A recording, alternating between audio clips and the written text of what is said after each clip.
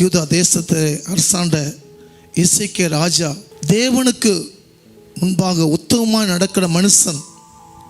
ஆனால் அவருக்கு விரோதமாக எழுப்பப்பட்டார்கள்.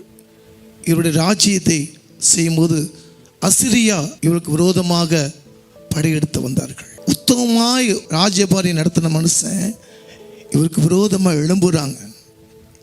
இவர் என்ன செய்தார்? ஆலயத்துக்கு போனார், ஜெபித்தார். கர்த்தருடைய தூதன் இவருக்கு பாதுகாப்பாக இருந்தார். எசேக்கியா ராஜா ஜெபித்தார், ஆண்டவரே, இவர் திரளான ஜனங்கள் இருக்கிறார்கள், ஆனால் முழங்கால் படி ஜெபித்து அந்த வேதத்தை வாசித்த உடனே தேவ தூதர்களை போய் இரவு பொழுதுக்குள்ள 1,85,000 பேர்த்த மடிந்து போனார்கள்.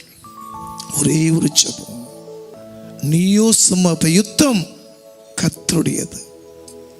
அது மட்டும் இல்லை, அசிரிய ராஜா தன் தேசத்துக்கு ஓடி போறார், தப்பிச்சுக்கலாம். என்ன நடந்ததுங்களா?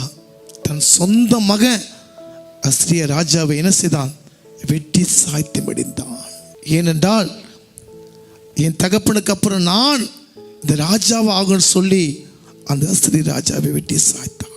பழிவாங்க தேவனுக்குரியது. எந்த பிரச்சனையாலும் சரி, மூளை செய்யாத முழங்கால் செய்யும். நீங்க ஜெபிங்க. விரோதம் எழும்புறாங்க, முறுமுறுத்தாதீங்க, ஜெபம் பண்ணுங்க. தேவன் தூதர்களை அனுப்புவான்.